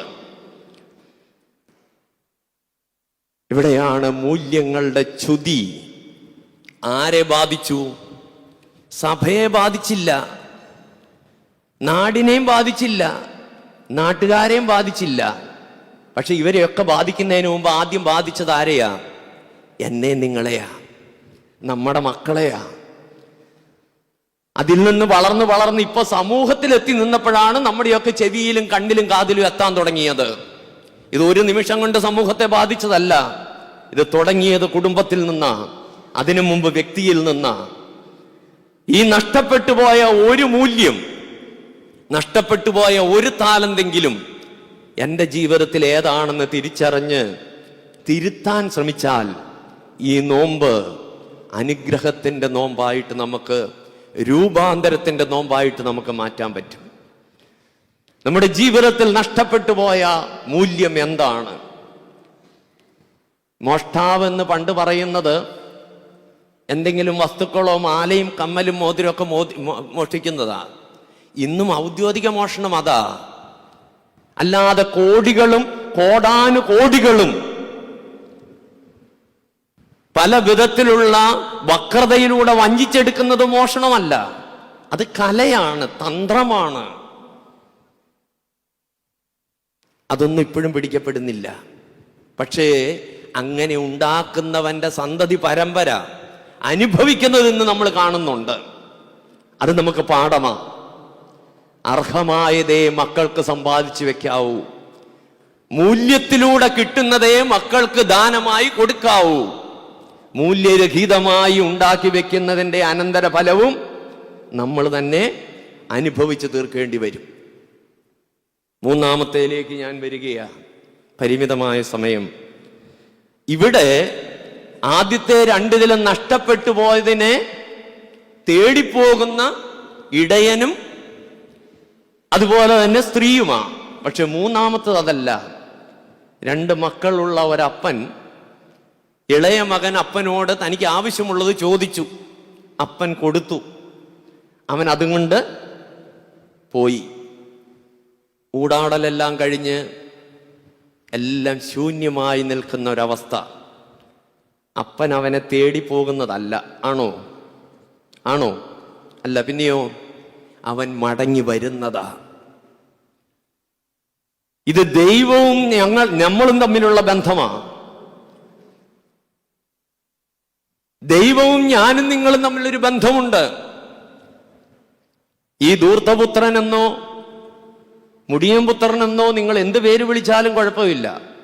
ഏതായാലും നമ്മളെക്കാൾ മിടുക്കനാ, നമ്മളെക്കാൾ ഭേദപ്പെട്ടവനാ. കാരണം അവന് മാനസാന്തരം ഉണ്ടായല്ലോ. എന്നിട്ടും അവൻ ഇപ്പോഴും വിളിക്കുന്ന അങ്ങനെയാ. അത് വല്ലാത്തൊരു കാഴ്ചയാ. കാഴ്ചയില്ലാത്തവന് ഓപ്പറേഷൻ നടത്തി കാഴ്ച കിട്ടിക്കഴിഞ്ഞാൽ പിന്നെ അവന് പൊട്ടക്കണ്ണാന്ന് വിളിക്കുവോ? വിളിക്കുവോ? അപ്പൊ ഇപ്പോഴും നമ്മൾ വിളിച്ചുകൊണ്ടിരിക്കുന്ന എങ്ങനെയാ? ആ വിളി തന്നെയാ. എന്തോ ആകട്ടെ, അത് അവന് കാഴ്ചയില്ലാഞ്ഞിട്ടല്ല, നമുക്ക് കാഴ്ചയില്ലാഞ്ഞിട്ടാന്ന് കണ്ടാൽ മതി. ഞങ്ങളെ മലബാറിൽ എന്നെ ഈ വെൽദോ അച്ഛനെയൊക്കെ വളർത്തിയ ഒരു പൗലോസ് റമ്പാച്ചൻ ഉണ്ടായിരുന്നു, പിറവം പെരുവക്കാരൻ. ഒരു വലിയ മനുഷ്യനാ. മലങ്കര സഭയിൽ വലിയ സ്ഥാനിയൊന്നും അല്ലായിരുന്നു. പക്ഷേ മലബാറിലെ വൈദികരുടെയും അൽമായരുടെയും മനസ്സിൽ, പരിശുദ്ധ ദിദിമോസ് ബാവായുടെ മനസ്സിൽ, പൗലോസ് ദിയം ബാവായുടെ മനസ്സിലൊക്കെ വലിയൊരാളാ. ദിദിമോസ് ബാവ പൊട്ടിക്കരയുന്നത് എൻ്റെ ജീവിതത്തിൽ ഞാൻ ഒരിക്കലായിട്ട് കണ്ടത് ഈ പൗലോസ് റമ്പാച്ചൻ്റെ മൃതശരീരത്തിൻ്റെ അടുക്കൽ വന്നിരുന്നപ്പോഴാണ്. പൊട്ടിക്കരയുന്ന കണ്ടു. അതുകൊണ്ടാണ് ഞാൻ പറഞ്ഞ വലിയ മനുഷ്യനാ. അദ്ദേഹം പറഞ്ഞൊരു വാക്ക് പറയാനാ ഞാനത് എടുത്തിട്ടത്. എന്താണെന്നറിയാമോ? ദൈവം ദുഷ്ടനായതുകൊണ്ടല്ല പൊട്ടക്കണ്ണന്മാരെ ജനിപ്പിക്കുന്നത്. പിന്നെയോ 10,000 കണ്ണുള്ളവന്മാരെ സൃഷ്ടിക്കുമ്പോൾ ഇവന്മാർക്ക് കണ്ണിന് വെളിച്ചമുണ്ടോയെന്നറിയാൻ എന്തിനാ ഒരു പൊട്ടക്കണ്ണനെ സൃഷ്ടിക്കുന്നതാ. 10,000 കണ്ണുള്ളവന്മാരെ സൃഷ്ടിക്കുമ്പോൾ ഇവർക്ക് കൊടുത്തിരിക്കുന്ന കണ്ണിന് കാഴ്ചയുണ്ടോയെന്നറിയാനാണ്. എന്തിന്? ഒരു കണ്ണില്ലാത്തവനെ അഥവാ കാഴ്ചയില്ലാത്തവനെ സൃഷ്ടിക്കുന്നത്. അത് അവനോടുള്ള അപരാധമല്ല, നമ്മളോടുള്ള ചോദ്യചിഹ്നമാണ്. 10,000 പേർക്ക് ഈ ഒരുത്തനെ കരുതാൻ പറ്റുമോന്നാ. ഈ 10,000 പേർക്ക് ആ ഒരുത്തനെ കരുതാൻ പറ്റുന്നില്ലെങ്കിൽ അവനാണോ കാഴ്ചയില്ലാത്ത നമുക്കാണോ? അവിടെ ആരാ പൊട്ടക്കണ്ണന്മാരെന്ന് ഓർത്തോണം. അത്രയേ ഉള്ളൂ. ഇവിടെ നമ്മൾ പറഞ്ഞത് ഈ മനുഷ്യൻ, അവന്റെ വിഷയം സ്വത്തായിരുന്നു. സ്വത്വമല്ല, സ്വത്ത്, അസറ്റ്. മലയാളത്തിൽ പറഞ്ഞ അസത്ത്. ഈ സ്വത്ത് കിട്ടിയാൽ എല്ലാം ആണെന്നാണ് അവൻ വിചാരിച്ചത്. സാധാരണ മനുഷ്യന്റെ വിചാരത്തിന്റെ ഒരു ഭാഗം. ഈ പാവം പിടിച്ച സാധാരണക്കാരനൊക്കെ ചിന്തിക്കുന്ന അങ്ങനെയാ. എനിക്ക് 4 കാശില്ലാത്തതുകൊണ്ടാണ് എന്നെ ആരും അംഗീകരിക്കാത്ത, എനിക്ക് കാശില്ലാത്തതുകൊണ്ടാണ് എനിക്ക് പഠിച്ചു വളരാൻ പറ്റാത്തത്, എനിക്ക് കാശില്ലാത്തത് കൊണ്ടാണ് ഇവരല്ല എന്നെ അവഹേളിക്കുന്നതെന്നാണ് അങ്ങനെ കിടക്കുമ്പോൾ ഇവന്റെ തോന്നല്. അപ്പോഴായിരിക്കും ആ കുടുംബത്തിൽ നിന്ന് ഒരുത്തനെ ദൈവം ബുദ്ധി കൊടുത്ത് വളർത്തി വലുതാക്കി പണമൊക്കെ കൊടുത്ത് സമ്പന്നനാക്കി എടുക്കും. ഇവൻ അവിടെ എത്തിക്കഴിയുമ്പോൾ അവന് മനസ്സിലായി, എന്താ, ഇതില്ലാത്തതല്ല കുഴപ്പം, ഇതുള്ളതായിപ്പോ കുഴപ്പം. അങ്ങനെയാണ് കുന്ന് താഴ്വാരമായും താഴ്വാരം കുന്നായി മാറുന്ന ഒരു സമൂഹത്തിലാണ് നമ്മൾ ജീവിക്കുന്നല്ലേ? അല്ലേ? നമ്മുടെയൊക്കെ ബാല്യകാലത്ത് ഒന്നുമല്ലാതെ ജീവിച്ച പലരും ഇന്ന് ദൈവം തമ്പുരാൻ കൊടുത്ത അനുഗ്രഹകരമായ ജീവിതത്തിന്റെ വളർച്ചയിൽ സമ്പന്നരായി കോടീശ്വരന്മാരായി ജീവിക്കുന്നു. നമ്മുടെയൊക്കെ ബാല്യത്തിൽ കോടീശ്വരന്മാരായി കിടന്ന പലരും ഇന്ന് തലമുറകൾക്ക് ഒന്നും നീക്കി വെക്കാനില്ലാത്ത ദരിദ്രവാസികളായി ജീവിക്കുന്നു. ഇത് ലോകപ്രകാരം ഒരു ദൈവിക പദ്ധതിയാണ്. കുന്ന് താഴ്വാരമാകും, താഴ്വാരം കുന്നാകും. അതുകൊണ്ട് ഈ മനുഷ്യൻ വിചാരിച്ചു, ഇന്നത്തെ പുതിയ തലമുറ മക്കളൊക്കെ ചിലപ്പോൾ പറയുന്ന ഞാൻ കേൾക്കുന്ന വാക്കാ ഇതൊക്കെ, അപ്പനുണ്ടെന്ന് പറഞ്ഞിട്ട് എനിക്ക് എന്നാച്ചാ കാര്യം. പഠിക്കാൻ പോകുന്ന കൊച്ചുങ്ങളോട് എന്തിനാടാ ഉടനെ ചോദിക്കും, അപ്പനോടെ കിടപ്പുണ്ടെങ്കിൽ എനിക്ക് എന്നാ കാര്യം, ഇങ്ങേര് വല്ലതും തന്നിട്ട് വേണ്ടേ? ശ്വാസം വലിക്കുന്ന സമയത്തും തരത്തില്ലച്ചു. ഇനി അങ്ങേര് പോയതിന് ശേഷം ഞങ്ങളിരുന്ന് അടിപിടി കൂടി വേണം ഇത് മേടിച്ചെടുക്കാൻ. സ്വത്ത് അസത്താകാതിരിക്കാൻ, സ്വസ്ഥത കെടുത്താതിരിക്കാൻ പക്വമായതിന് ശേഷം കൈ കിട്ടുക നല്ലത്. പക്വതയില്ലാത്ത കൊച്ചിന്റെ കയ്യിൽ ആയുധം കൊടുത്താൽ എങ്ങനെയിരിക്കും? അമ്മ വീട്ടിൽ കറിക്കരിയാൻ ഉപയോഗിക്കുന്ന കത്തി 1.5 വയസ്സുള്ള കൊച്ചിന്റെ കയ്യിൽ കിട്ടിയാൽ എങ്ങനെയിരിക്കും? അതുകൊണ്ട് ഈ ചില മക്കൾക്കൊന്നും ഇത് കൊടുക്കാൻ മാതാപിതാക്കൾക്ക് മനസ്സ് വരാത്തത്. അല്ലാത്തവരും ഇല്ല എന്ന് ഞാൻ പറയുന്നില്ല. ഞാൻ പറഞ്ഞത്, ഇവൻ വിചാരിച്ചു അപ്പനും ഞാനും തമ്മിലുള്ള ബന്ധത്തേക്കാൾ, എൻ്റെ ജ്യേഷ്ഠനും ഞാനുമായിട്ടുള്ള ബന്ധത്തേക്കാൾ, ഞാനും എൻ്റെ കുടുംബവുമായിട്ടുള്ള ബന്ധത്തേക്കാൾ വലിയ ബന്ധം അപ്പൻ്റെ സ്വത്തുമായിട്ട്, അവകാശവുമായിട്ടാ. അതിങ്ങ് തന്നേക്കാൻ പറഞ്ഞു. അപ്പൻ അങ്ങ് എടുത്തു കൊടുത്തു. അത് ദൈവത്തിൻ്റെ പ്രതീകമാണ്. ചിലപ്പോൾ ചോദിക്കുന്നതെല്ലാം ഇങ്ങോട്ട് കിട്ടുമ്പോൾ പേടിച്ചോണം. ധൂർത്തപുത്രൻ ചോദിച്ചപ്പോഴേ അപ്പൻ എടുത്തു കൊടുത്തത് കൊണ്ട് കൊടുത്ത അപ്പനല്ല പ്രയാസം, പിന്നെ ആർക്ക്? കിട്ടിയ മോനാ. നമ്മൾ ചോദിക്കുന്നതൊക്കെ ദൈവം തരുന്നുണ്ടെന്ന് പറഞ്ഞ് ദൈവം എന്നെ സമൃദ്ധിയായി അനുഗ്രഹിക്കുന്നു എന്ന് പറയുന്ന ഒരു പ്രോസ്പെരിറ്റി ഗോസ്പൽ ഉണ്ടല്ലോ പുതിയ കാലഘട്ടം. അതൊക്കെ ആലോചിച്ച് ചിന്തിക്കേണ്ട കാര്യങ്ങളാ. ചോദിക്കുന്നതൊക്കെ ദൈവം തരുന്നുണ്ടെങ്കിൽ അതിൻ്റെ പിന്നിൽ തന്നവന്റെ ഒരു നോട്ടവും ഒരു കാഴ്ചയും ഉണ്ടെന്നും കൂടെ ബോധമുണ്ടാകണം. അതുകൊണ്ട് അപ്പം കൊടുത്തു. പിതൃബന്ധത്തെക്കാൾ, സഹോദര ബന്ധത്തെക്കാൾ, കുടുംബ ബന്ധത്തെക്കാൾ സ്വത്ത് ബന്ധത്തിന് സ്ഥാനം. അവൻ അതും കൊണ്ടുപോയി. എല്ലാം കഴിഞ്ഞു. പിന്നെ നമ്മൾ വായിക്കുന്ന ഭാഗം എന്താ? അവനെ അപ്പൻ തേടിപ്പോവുകയല്ല, ആണോ? അല്ല, പിന്നെയോ അവൻ മടങ്ങി വരികയാ. നമ്മുടെ ഈ ലോക ജീവിതത്തിൽ സ്വർഗീയ പിതാവുമായിട്ടുള്ള ബന്ധത്തെക്കാൾ, ഭൗതിക ലോകത്തിൽ മാതാപിതാക്കളുമായിട്ടുള്ള ബന്ധത്തെക്കാൾ, കുടുംബ ബന്ധങ്ങളിൽ സഹോദരങ്ങളുമായിട്ടുള്ള ബന്ധത്തെക്കാൾ, ഭാര്യാഭർത്തൃ ബന്ധത്തെക്കാൾ വലിയ സ്വത്ത് ഏതാ? അങ്ങനെയൊരു സ്വത്തുണ്ടോ? അങ്ങനെയൊരു സ്വത്തുണ്ട് എന്ന് എൻ്റെ ഉള്ളിൽ, നിന്റെ ഉള്ളിൽ വന്നാൽ അന്ന് നമുക്ക് പക്വത വന്നിട്ടില്ലെന്നുള്ളതാ അതിൻ്റെ അർത്ഥം. പക്വത വരാത്ത മനസ്സിന്റെ ബാലിശമായ ചിന്തയാണ് സ്വത്താണ് ഏറ്റവും വലിയ, ധനമാണ്, പണമാണ് ഏറ്റവും വലിയ സ്വത്ത് എന്നുള്ള ചിന്ത. കാരണം ഇതിനേക്കാട്ടിലൊക്കെ വലുത് ബന്ധങ്ങളാണ്. ബന്ധങ്ങൾക്ക് വില കൽപ്പിക്കാൻ കഴിയുന്ന ഒരു കാലഘട്ടം ഇന്നിൻ്റെ ആവശ്യമാണ്. അതിൽ പ്രഥമ ബന്ധം ആരോടായിരിക്കണം? ദൈവത്തോടായിരിക്കണം. അതാ ഞാൻ പറഞ്ഞ, മറ്റ് 2 കാര്യത്തിലും നഷ്ടപ്പെട്ടതിനെ തേടിപ്പോകുന്ന സ്ഥാനികളാ. ഇവിടെയോ നഷ്ടപ്പെട്ടത് തിരിച്ചറിഞ്ഞ് അനുഭവത്തിന്റെ പശ്ചാത്തലത്തിൽ മടങ്ങി വരികയാണ്, ബന്ധങ്ങളിലേക്ക് മടങ്ങി വരികയാണ്. ആ ബന്ധങ്ങളിലേക്ക് മടങ്ങി വരുന്നതിൻ്റെ ചിന്ത മാറ്റം ഈ നോമ്പിന്റെ കാലഘട്ടത്തിൽ എന്നെ നിങ്ങളെയും ചിന്തിപ്പിക്കേണ്ട ഒരു വസ്തുതയാണ്.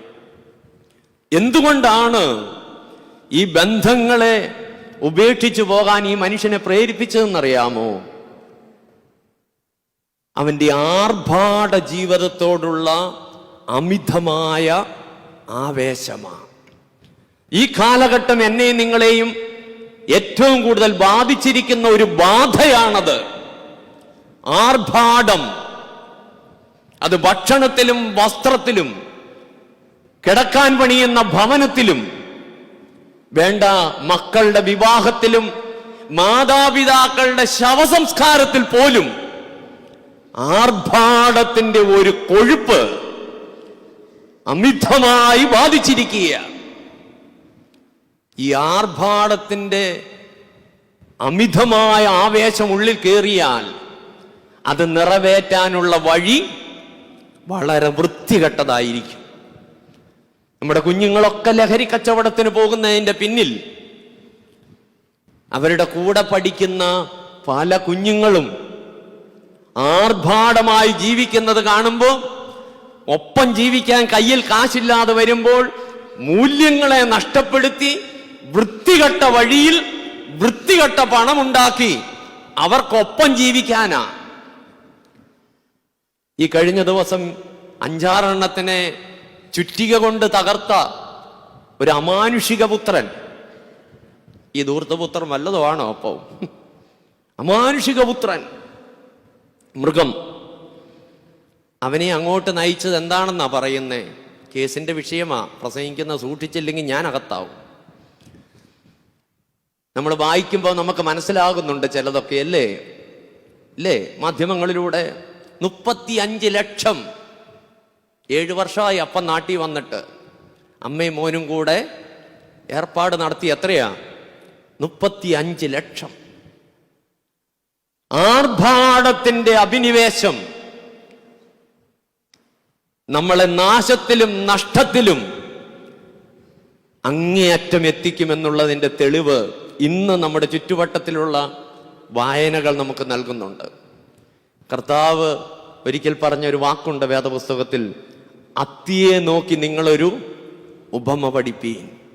ഈ കാലഘട്ടത്തിൽ എനിക്ക് പറയാനുള്ള വാക്കതാ. ചുറ്റുവട്ടത്തിൽ നടക്കുന്ന കാര്യങ്ങളെ കണ്ട് ഞാനും നിങ്ങളും ചിലത് പഠിക്കുന്നില്ല എങ്കിൽ ഇന്ന് അവിടെയാണ് എന്ന് സമാധാനിക്കുന്നത് നാള് ഇവിടെയായി തീരാൻ സാധ്യതയുണ്ടെന്നുള്ളൊരു ബോധമുണ്ടാകണം. മാതാപിതാക്കൾ ചെലവഴിക്കുന്ന പണത്തിന്റെ സോഴ്സ് മക്കൾക്ക് അറിയാൻ പറ്റണം. മക്കളെ അറിയിക്കാൻ പറ്റാത്ത പണം മാതാപിതാക്കൾ ഉപയോഗിക്കാൻ തുടങ്ങിയാൽ മാതാപിതാക്കൾ അറിയാത്ത വഴിയിൽ പണമുണ്ടാക്കി മക്കൾ നിങ്ങളെ തോൽപ്പിക്കും, ഒരു സംശയവുമില്ല.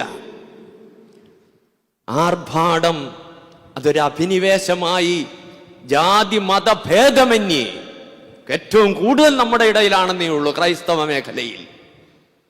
അതാണ് പണ്ട് കല്യാണത്തിന് കൊച്ചിനെ കെട്ടിക്കാൻ പോകുമ്പോൾ കൊച്ചിന് 35 ലക്ഷം രൂപയുടെ അല്ലെങ്കിൽ കൊച്ചിന് 3500-ന്റെ 35,000-ന്റെ ഒക്കെ മന്ത്രകോടി എടുത്ത് കണ്ടിട്ടുണ്ട്.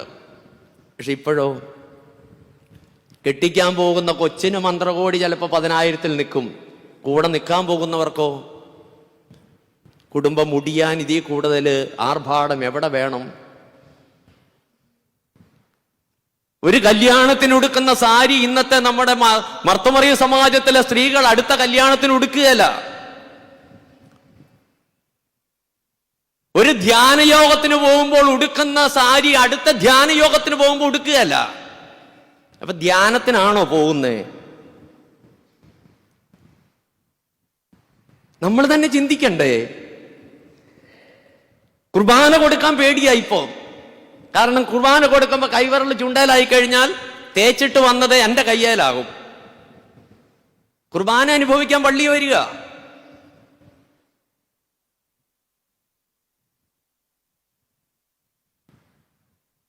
നമ്മൾ പോകുന്നതിൻ്റെ പുറകെ നമ്മുടെ മക്കൾ പോകുമ്പോൾ അവരുടെ നേരെ കൈ ചൂണ്ടിയിട്ട് അവരെ പുച്ഛിക്കുന്നതിൽ അല്ല. മുമ്പേ പോയ ഗോക്കൾ പിമ്പേ വരുന്നവരെ ശ്രദ്ധിക്കണം. പിമ്പേ വന്നവരുടെ കുറ്റമല്ല. ഞാൻ പറഞ്ഞതാ, 8 വർഷം മിനിസ്ട്രിയിൽ, സ്റ്റുഡൻസ് മിനിസ്ട്രിയിൽ വർക്ക് ചെയ്തൊരു അച്ഛനാ ഞാൻ. എനിക്കറിയാം ഓരോ കുഞ്ഞുങ്ങളും വരുന്ന വീടിന്റെ അന്തരീക്ഷം അനുസരിച്ചാണ് അവർ ചെല്ലുന്നിടത്ത് പെരുമാറുന്നതും പ്രവർത്തിക്കുന്നതും. അവർ കണ്ടതും പഠിച്ചതും പാടും, തടയാൻ പറ്റില്ല. റബ്ബർ വെട്ടുകാരൻ ഒരു മോൻ നേഴ്സിങ്ങിന് ഒരു കൊച്ചിനെ പഠിപ്പിക്കാൻ വിട്ടപ്പോ എൻ്റെ അടുത്ത് വന്ന് സങ്കടം പറഞ്ഞൊരു വാക്കുണ്ട്. ഭർത്താവ് 35 വയസ്സുകാരനാ. രാത്രി 2 മണിക്ക് എണിച്ചു പോയാൽ രാവിലെ ഉച്ചയ്ക്ക് 2 മണിക്കാണ് വരുന്നത്. അവസാനം കൊച്ചിന് 17 വയസ്സായി, +2 കഴിഞ്ഞപ്പോൾ ഒന്ന് പഠിപ്പിക്കാൻ വിടണം. മാർഗമൊന്നുമില്ല, ലോണൊക്കെ എടുത്താ. എന്നാലും അന്യനാട്ടിൽ പഠിപ്പിക്കാൻ വിടുകയാണല്ലോ എന്ന് വിചാരിച്ച് അപ്പനും അമ്മയും കൂടെ കൊച്ചിനെയും കൂട്ടിക്കൊണ്ട് ഒരു ടെക്സ്റ്റൈൽ ഷോപ്പിൽ കയറി. ഞാനിത് പറഞ്ഞു കഴിയുമ്പോൾ നിങ്ങൾ പറയണം ആരാ ഭേദമെന്ന്. അവളോട് പറഞ്ഞു, മോള് 2 3 ഞാടി ഡ്രസ്സ് എടുത്തോ, അന്യനാട്ടിൽ കുഞ്ഞുങ്ങളുടെ പോയി കിടക്കേണ്ടതല്ലേ. അവൾ പോയി, അമ്മയും അവളും കൂടെ പോയി. അമ്മ കുറച്ചൊക്കെ സെലക്ട് ചെയ്തപ്പോൾ അമ്മയോട് അവൾ ചോദിച്ചു, എനിക്കല്ലേ ഉടുക്കണ്ട, ഞാൻ എടുത്തോളാം, മമ്മി ഒന്നും മിണ്ടാതിരി. അങ്ങനെ അവള് ഒരു 450-500 രൂപ റേഞ്ചിലുള്ള 3 ജോഡി ഡ്രസ്സ് എടുത്തു. ഇറങ്ങാറായി നിന്നപ്പോൾ ഈ ഭർത്താവ് എന്ന് പറയുന്ന വ്യക്തി ഈ കൊച്ചിനെ കൊണ്ടുപോക്കാൻ ഭാര്യയും കൂട്ടി പോകുന്നതുകൊണ്ട് അവളോട് ഇറങ്ങാൻ നേരത്തെ ചോദിച്ചു, ഇടി കൊച്ചിനെ കൊണ്ട് പോകുന്നതല്ലേ, വേണമെങ്കിൽ നീയും കൂടെ ഒരെണ്ണം എടുത്തോ. അവൾ പോയിട്ടെടുത്ത് എത്രയാണെന്നറിയോ? 900 രൂപയുടെ ചുരിദാർ. മുമ്പേ പോകുന്ന ഗോക്കളാണോ പിമ്പേ വരുന്ന പാവങ്ങളാണോ? 17 വയസ്സുള്ള സൗന്ദര്യ ചിന്തയിൽ കൗമാരത്തിന്റെ എല്ലാം നിറഞ്ഞു നിൽക്കുന്ന കൊച്ച് സ്വന്തം അപ്പന്റെ അധ്വാനത്തിന്റെ വിലയറിഞ്ഞ്, ആ കുടുംബത്തിന്റെ അവസ്ഥയറിഞ്ഞ് വെറും 500-400 ഇടയിലുള്ള 3 ജോഡി ഡ്രസ്സ് എടുത്ത് അവള് സംതൃപ്തിയോടെ അപ്പന്റെ മുന്നിൽ നിൽക്കുമ്പോ നൊന്ത് പ്രസവിച്ച അമ്മ ഒരിക്കൽ മോളെ കൊണ്ടുവന്ന് ഹോസ്റ്റലിലാക്കാൻ പോകുന്നത് 900 രൂപയുടെ ചുരിദാർ എടുത്ത അപ്പനെ സഹായിച്ചത്. ഇതാ ഞാൻ പറഞ്ഞത്, ഈ ആർഭാടം നിലനിൽക്കുമ്പോ, ഈ സ്വത്തുബോധം നിലനിൽക്കുമ്പോ ഇവിടെയാണ് ദൈവത്തിന് നിരക്കാത്ത മുഴുവൻ പാപമ്ലേച്ഛതകളും ഇറങ്ങി വരുന്നതിന്റെ കാരണം. ഈ മനുഷ്യൻ അവൻ ധനത്തിൽ ആശ്രയിച്ചു, പക്ഷേ ധനം കൊണ്ട് നാശത്തിലേക്ക് അവനെ എത്തിച്ചുള്ളൂ. നമ്മൾ അങ്ങോട്ട് പോകുമ്പോൾ പിന്നെയുള്ള കാര്യങ്ങളൊക്കെ വായിക്കുന്ന ഭാഗം നിങ്ങൾക്കറിയാം. അവസാനം വിശക്കാൻ ആഹാരം കിട്ടാതെ എന്താ ചോദിച്ചു എന്നാ പറയുന്നേ? പന്നിക്ക് തിന്നാൻ കൊടുക്കുന്ന വാളവിര. ഈ കഴിഞ്ഞ അടുത്ത കാലം വരെ ഞാൻ വിചാരിച്ചുകൊണ്ടിരുന്നത് ഈ കോഴി ഫാമും പന്നി ഫാമും ഒക്കെ നടത്തുമ്പോൾ തീറ്റ കൊടുക്കാൻ മേടിച്ചു വെക്കുന്ന കൂട്ടത്തിൽപ്പെട്ട പയറുവർഗ്ഗമാണെന്നാ. പക്ഷെ ഈ കഴിഞ്ഞിടയ്ക്കാണ് ഒരു പുസ്തകം വായിച്ചപ്പോൾ കിട്ടിയത്, വാളവിര എന്ന് പറയുന്നത് പന്നിക്ക് വിശപ്പ് മാറാൻ കൊടുക്കുന്ന ആഹാര വസ്തു അല്ല. പന്നിയെ വളർത്തുന്നവന് പെട്ടെന്ന് ലാഭമുണ്ടാകാൻ, ഇന്ന് ബ്രോയിലർ ചിക്കന്റെ കാലമാണല്ലോ, അറിയാമല്ലോ. 40 ദിവസം കൊണ്ട് 3.5 കിലോ ഉള്ള കോഴി ഉണ്ടാകുന്നത് എന്തുകൊണ്ടാ? കോഴിക്ക് കൊടുക്കുന്ന തീറ്റയുടെ ഗുണം കൊണ്ടാ, അല്ലേ? ഇതുപോലെ സാധാരണ പന്നിയിൽ നിന്ന് 3 ഇരട്ടി മാംസം കിട്ടേണ്ടതിന് പന്നിക്ക് വിശപ്പുണ്ടാകാൻ കൊടുക്കുന്ന സാധനമാ വാളവര. വിശക്കാൻ വേണ്ടി കൊടുക്കുന്ന ഭക്ഷണം പോലും വിശപ്പ് മാറ്റാൻ ആഗ്രഹിച്ചിട്ടും കിട്ടിയില്ല. ധനത്തിൽ ആശ്രയിക്കുന്നവന്റെ അറ്റ അവസ്ഥയാണിത്. അപ്പോഴാണ് അവൻ രണ്ടാമത്തെ ആശ്രയം തെരഞ്ഞെടുക്കുക. ആരിലാണെന്നറിയാമോ? മനുഷ്യനിലെ ആശ്രയം. എന്താ? അവിടെയുള്ളൊരു പ്രമാണിയെ കണ്ടെത്തി. എന്നിട്ടാണ് പ്രമാണിയുടെ അടുക്കൽ പോയിട്ട് തൊഴിലന്വേഷിക്കുന്നു. മലയാളി ലോകം മുഴുവൻ തൊഴിലന്വേഷിച്ച് നടക്കുന്ന ഒരവസ്ഥയായി ഇന്ന്, അല്ലേ? അങ്ങോട്ട് പോകുന്നില്ല. എനിക്ക് ആകെയുള്ളത് 5 മിനിറ്റ്. ഇവൻ തൊഴിലന്വേഷിച്ച് പ്രമാണിയുടെ അടുക്കൽ പോയി. പ്രമാണി കൊടുത്ത തൊഴിലായിരുന്നു ഏറ്റവും വലിയ പണി. മലയാളിക്ക് ഇപ്പം അതാ, പണി തേടി പോകുന്നവന് കിട്ടുന്ന പണിയാണ് വലിയ പണി. ഇപ്പം ഒരു കാലത്ത് പോയവർക്കൊക്കെ പണി കിട്ടിയത് പണിയായിരുന്നു. ഇപ്പൊ പണിക്ക് മേൽ പണിയാ കിട്ടിക്കൊണ്ടിരിക്കുന്നത്. കാരണം നമ്മുടെ ആർത്തി എന്നാണെന്ന് മറ്റു രാജ്യങ്ങൾക്കൊക്കെ മനസ്സിലായി. 4 ലക്ഷം വേണ്ടെടുത്ത് ഇപ്പൊ 30 ലക്ഷം ചോദിക്കുന്നേ. എന്നാലും ഉണ്ടെന്നേ കൊടുക്കാൻ. ഏതാ കിടപ്പം കൊണ്ട് പണയം വെച്ചിട്ടാ. ധനത്തിൽ ആശ്രയിച്ചു, അവൻ തോറ്റുപോയി. മനുഷ്യനിൽ ആശ്രയിച്ചു, രക്ഷപ്പെട്ടോ? ഇല്ല, തോറ്റുപോയി. അപ്പോൾ അവന് കണ്ണു തെളിഞ്ഞു, സുബോധം വന്നിട്ടെന്നുള്ളൊരു വാക്കുണ്ട്. ഈ പരിശുദ്ധ നോമ്പിൽ എന്റെയും നിങ്ങളുടെയും നോമ്പ് വിജയമാകണമെങ്കിൽ, അത് അനുഗ്രഹമാകണമെങ്കിൽ ഈ ഒറ്റ വാക്ക് അണ്ടർലൈൻ ചെയ്താൽ മതി. നോമ്പെടുക്കുന്നതോടുകൂടി എന്തു വരണം? സുബോധം വരണം.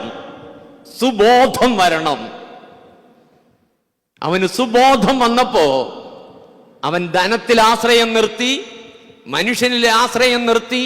അവനിൽ ആരെ ആശ്രയിച്ചു? ദൈവത്തിൽ ആശ്രയിച്ചു. അപ്പോഴാണ് അവൻ പറയുന്നത്, ഞാൻ എൻ്റെ ഭവനത്തിലേക്ക് തിരിച്ചു ചെല്ലും. എൻ്റെ അപ്പനോട് പറയും, അപ്പാ, നിന്നോടും സ്വർഗത്തോടും ഞാൻ പാപം ചെയ്തു, നിന്റെ പുത്രനെന്ന് വിളിക്കാൻ യോഗ്യനല്ല. ഇതിന് പറയുന്ന പേരാണ് കുമ്പസാരം. ഇതിന് പറയുന്ന പേരാണ്, സഭ നൽകിയിരിക്കുന്ന അനുഗ്രഹമാണ് കുമ്പസാരം. ഒരു നോമ്പിന്റെ പൂർണ്ണത കുമ്പസാരത്തിലൂടെ കുർബാനയിലേക്ക് എത്തുന്നതാ. അല്ലെങ്കിൽ ഞാൻ നേരത്തെ പറഞ്ഞൊരു വാക്കുണ്ടല്ലോ, ആമുഖത്തിൽ പറഞ്ഞില്ലേ, നോമ്പെടുക്കാതെ നോമ്പ് വീടുന്നവരാണോ, നോമ്പെടുത്തിട്ട് നോമ്പ് വീടുന്നവരാണോ ഓർത്തഡോക്സ് സഭയിൽ കൂടുതൽ പേരെന്ന് ചോദിച്ചാൽ എന്തായിരിക്കും നിങ്ങളുടെ ഉത്തരം? ഉറക്കെ പറയണ്ട, ഉള്ളി പറഞ്ഞാൽ മതി. നോമ്പെടുക്കുന്നത് സുബോധം വരാനാ. അതുകൊണ്ടാണ് നോമ്പിലെ പ്രാർത്ഥനകളെല്ലാം വേറെയാ. കുത്തിനെ ഞായറാഴ്ച കഴിഞ്ഞ സന്ധ്യ മുതൽ ഇങ്ങോട്ട് 40-ാം വെള്ളിയാഴ്ച വരെ, ഇനി അത് കഴിഞ്ഞാൽ 10 ദിവസം. എന്താ കാര്യം? അനുതാപത്തിന്റെയും പശ്ചാത്താപത്തിന്റെയും മാനസാന്തരത്തിന്റെയും രൂപാന്തരത്തിന്റെയും അനുഭവങ്ങളിലൂടെ, വേദപുസ്തക അനുഭവങ്ങളിലൂടെ പ്രാർത്ഥന പിതാക്കന്മാർ നമുക്ക് തന്നിരിക്കുക.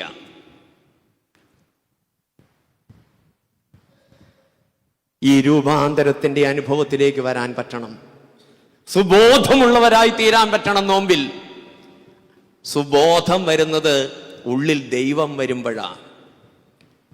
ദൈവം ഉള്ളിലാകുമ്പോഴാണ് അവിടെ എന്തുണ്ടാകുന്നത്? സുബോധമുണ്ടാകുന്നത്. ഇന്ന് ദൈവത്തിന് പകരം മറ്റു പലതും അവിടെ ഇരിക്കുന്നത്. അതിനെയൊന്നെടുത്ത് പുറത്തിട്ട് അവിടെ ദൈവത്തിനൊരു സ്ഥാനം കൊട്. തീർച്ചയായിട്ടും നിനക്ക് സുബോധം വരും, എനിക്കും വരും. അതുകൊണ്ടാണ് ഞാൻ ആരംഭത്തിൽ പറഞ്ഞല്ലോ, ഇതൊരു സ്തോത്ര ശുശ്രൂഷയായിട്ടാണ് ഞാൻ കാണുന്നത്. നഷ്ടപ്പെട്ടു പോയ ആയുസ്, നഷ്ടപ്പെട്ടു പോയ, അടഞ്ഞുപോയ വായ, തീർന്നു എന്ന് വിചാരിച്ച ജീവിതം തിരിച്ചു തന്നപ്പോ ആ തന്നവനോടുള്ള നന്ദിയില്ലെങ്കിൽ വേറെ എന്താ ഉള്ളേ? വൈദ്യശാസ്ത്രം വികസിക്കാഞ്ഞിട്ടൊന്നും അല്ല. ശാസ്ത്രവും സാങ്കേതിക വിദ്യയൊക്കെ മേളിലുണ്ടെന്നേ. പക്ഷെ അതിൻ്റെ മുകളിൽ ആരുണ്ട്? ദൈവമുണ്ടെന്നുള്ളൊരു ബോധമുണ്ടാകണം. കടലിൽ തിരയുണ്ട്, തിരക്ക് മേളിൽ വള്ളമിറക്കിയാൽ ജീവിക്കാമെന്ന് ശിഷ്യന്മാർ വിചാരിച്ചു. തിരക്ക് മേളിൽ വള്ളമിറക്കി വള്ളം കൊണ്ട് മുന്നോട്ട് പോയപ്പോൾ തിരയുടെ ഒപ്പം വള്ളവും ഇളകി. അപ്പോൾ അവർക്ക് സുബോധം വന്നു. ആരതിനകത്തില്ല? ക്രിസ്തു ഇല്ല. അതുകൊണ്ട് അവന് തട്ടി ഉണർത്തി, കർത്താവേ, നിനക്ക് വിഷമമില്ലേ ഞങ്ങൾ ഈ കഷ്ടപ്പെടുന്നത് കണ്ടിട്ട്? കർത്താവ് എഴുന്നേറ്റു, കൈ കടലിന്റെ നേരെ നീട്ടി. കടലും ശാന്തമായി, കാറ്റും ശാന്തമായി, വള്ളവും ശാന്തമായി. എല്ലാറ്റിനും മുകളിൽ നിൽക്കുന്ന ദൈവബന്ധത്തെക്കാൾ ഈ കടലിനെയും ഈ വള്ളത്തെയും ഈ പറയുന്ന സാധാരണമായിരിക്കുന്ന കാര്യങ്ങളെയൊക്കെ നമ്മൾ വലുതാണെന്ന് കാണാൻ തുടങ്ങുമ്പോൾ അതിൻ്റെ അനർത്ഥ ഫലങ്ങളായി ഇന്ന് ചുറ്റുവട്ടങ്ങളിൽ നമ്മൾ കണ്ടുകൊണ്ടും കേട്ടുകൊണ്ടും അനുഭവിച്ചുകൊണ്ടും ഇരിക്കുന്ന യാഥാർത്ഥ്യങ്ങൾ. അത് അവർ ചെയ്ത പാപത്തിന്റെ പരിണത ഫലമാണെന്നൊന്നും നിങ്ങൾ ഞാനും വിചാരിക്കണ്ട. കാരണം എന്താണെന്നറിയാമോ? നമുക്ക് പാഠമാകാൻ കൂടി ആയിരിക്കും. 6-ാമത്തെ ആഴ്ചയിൽ വായിക്കുന്ന ഭാഗമുണ്ടല്ലോ, സമയോ കുരുടൻ. ഇവൻ കുരുടനായി ജനിക്കാൻ ആരാ കാരണക്കാരെന്ന് ചോദിച്ചപ്പോൾ കർത്താവ് എന്താ പറഞ്ഞേ? ദൈവനാമം വെളുത്തപ്പെടുവാൻ, വെളിപ്പെടുവാൻ, എനിക്ക് നിങ്ങൾക്കും ദൈവസന്നിധിയിലേക്ക് മടങ്ങി വരാൻ, സുബോധം വരാൻ, കുടുംബത്തിലേക്ക് തിരിഞ്ഞു നോക്കാൻ, മക്കളും ഭാര്യയും മാതാപിതാക്കളുമായിട്ടുള്ള ബന്ധം ചേർത്ത് പിടിക്കാൻ, നമുക്ക് സുബോധം വരാൻ ദൈവം തന്ന അവസരമാണ് ഇന്ന് ചുറ്റുവട്ടത്തിൽ നടക്കുന്നത് എന്ന് കാണാൻ കണ്ണുണ്ടെങ്കിൽ നിന്റെ ഉള്ളിൽ ദൈവമുണ്ടാകും. ഞാൻ എൻ്റെ വാക്കിനെ ഉപസംഹരിക്കുന്ന ഒരു പോയിന്റും കൂടെ പറഞ്ഞ് ഞാൻ നിർത്തിക്കൊള്ളാം, അവസാനിപ്പിക്കുക. ഇറങ്ങിപ്പോയ മകൻ മടങ്ങി വന്നപ്പോ ആ മടങ്ങി വരാൻ അവനെ പ്രേരിപ്പിച്ച ഘടകം എന്താണെന്നറിയാമോ? അവൻ മടങ്ങി വരുമ്പോൾ ഇറങ്ങി വന്ന് സ്വീകരിക്കുന്ന ഒരപ്പൻ വീട്ടിലുണ്ട് എന്നുള്ളതാ. മടങ്ങി വരുമ്പോ ഇറങ്ങി വന്ന് ചേർത്ത് പിടിക്കുന്ന ഒരു അപ്പൻ വീട്ടിലുണ്ടെന്നുള്ള ധൈര്യമാ. പ്രതിസന്ധിയുടെ നടുവിൽ മോശ സീനായ് മലയുടെ മുകളിലേക്ക് കയറിപ്പോയത് എന്തിനാണെന്നറിയാമോ? മലയുടെ മുകളിലേക്ക് കയറിയാൽ തന്റെ അടുക്കിലേക്ക് ഇറങ്ങി വരുന്ന ഒരു ദൈവമുണ്ടെന്ന് മോശയ്ക്ക് വിശ്വാസമുണ്ടായിരുന്നു. പ്രതിസന്ധിയുടെ നടുവിൽ ഏലിയാവ് കർമ്മേലിലേക്ക് കയറിപ്പോയതിന്റെ ധൈര്യം എന്താണെന്നറിയാമോ? കർമ്മേലിന്റെ ഗിരിയിൽ നിന്ന് ഉയരത്തിലേക്ക് നോക്കിയാൽ ഈ പ്രതിസന്ധിയുടെ നടുവിൽ എന്റെ അടുക്കലേക്ക് ഇറങ്ങി വരാനുള്ള ഒരു ദൈവമുണ്ടെന്ന് അവന് വിശ്വാസമുണ്ടായിരുന്നു. ഈ നോമ്പിൽ എനിക്ക് നിങ്ങൾക്കും ആ ഒരു ചിന്തയുണ്ടാകണം. ഞാൻ ഇന്ന് പോകുന്ന വഴിയിൽ നിന്ന്, തെറ്റായ പ്രവണതയിൽ നിന്ന്, ശരിയല്ലാത്ത മാർഗത്തിൽ നിന്ന് തിരിച്ചു വരാൻ മനസ്സ് കാണിച്ചാൽ എൻ്റെ വീട്ടിലേക്ക് ഇറങ്ങി വരുന്ന ഒരു ദൈവമുണ്ട്, എൻ്റെ ഉള്ളിലേക്ക് ഇറങ്ങി വരുന്ന ഒരു ദൈവമുണ്ട്, എൻ്റെ സഭയിലേക്ക് ഇറങ്ങി വരുന്ന ഒരു ദൈവമുണ്ട്, എൻ്റെ ദേവാലയത്തിൽ എനിക്ക് കാണാൻ പറ്റുന്ന ഒരു ദൈവമുണ്ട്. കയറി ചെല്ലുമ്പോൾ ഇറങ്ങി വന്ന് സ്വീകരിക്കുന്ന ഒരു ദൈവം, മടങ്ങി വരുമ്പോൾ ഇറങ്ങി വന്ന് ചേർത്ത് പിടിക്കുന്ന ഒരു ദൈവം, കെട്ടിപ്പിടിക്കുന്ന ഒരു ദൈവം, മനസ്സലിവുള്ള ഒരു ദൈവം. ആ ദൈവീക ചിന്ത ഉള്ളിലുണ്ടെങ്കിൽ മാത്രമേ ദൈവസന്നിധിയിൽ നമുക്ക് സത്യസന്ധമായി നോമ്പെടുത്ത് പ്രാർത്ഥിച്ച് മടങ്ങി വരാനുള്ള ഒരു അവബോധവും സുബോധവും ഉണ്ടാകത്തുള്ളൂ. അതുകൊണ്ട് ഈ പരിശുദ്ധമായ നോമ്പിന്റെ ഈ അവസാന സമയത്ത് പാതി കഴിഞ്ഞു, ഇനിയുള്ള നാളുകളിലേക്ക് വരിക. 20 ദിവസം കൂടിയാണ് നോമ്പിന്റെ നാള്. നമുക്ക് ധനത്തിൽ ആശ്രയിച്ചിട്ട് കാര്യമില്ല, മനുഷ്യനിൽ ആശ്രയിച്ചിട്ടും കാര്യമില്ല. ആശ്രയം ഒന്നിലേക്ക് മാറ്റാം. നമ്മുടെ പിതാക്കന്മാർ ആശ്രയിച്ച സർവശക്തനായ ദൈവത്തിൽ. അത് വലിയ ആശ്രയമാണ്, പകരം വെക്കാനില്ലാത്ത ആശ്രയമാണ്. അവിടെ ചേർന്ന് നിൽക്കുന്നവന് ഏതിനെയും അതിജീവിക്കാനുള്ള പ്രാപ്തിയും കരുത്തും ദൈവം നൽകും. അതാണ് അനുഭവ സമ്പത്ത് കൊണ്ട് ദാവീദ് പറഞ്ഞ വാക്ക്, ബലം നിന്നിലുള്ള മനുഷ്യൻ ഭാഗ്യവാൻ. ദൈവം തമ്പുരാൻ അനുഗ്രഹിക്കട്ടെ. അവസരം തന്ന എൽദോ അച്ഛനോടും സെമിനാരി ചുമതലക്കാരോടുമുള്ള ആദരവ് അറിയിക്കുന്നു. കേട്ടിരുന്ന നിങ്ങളുടെ ശ്രദ്ധയ്ക്ക് ഒത്തിരി നന്ദി അർപ്പിച്ചുകൊണ്ട് ദൈവത്തിന് മഹത്വം പറഞ്ഞുകൊണ്ട് പ്രാർത്ഥനയിൽ ബലഹീനനായ എന്നെ ഓർക്കണമേ, പ്രാർത്ഥിക്കണമേ എന്നാവശ്യപ്പെട്ടുകൊണ്ട് നിർത്തുന്നു. ദൈവം തമ്പുരാൻ എന്നെയും നിങ്ങളെയും അനുഗ്രഹിക്കട്ടെ.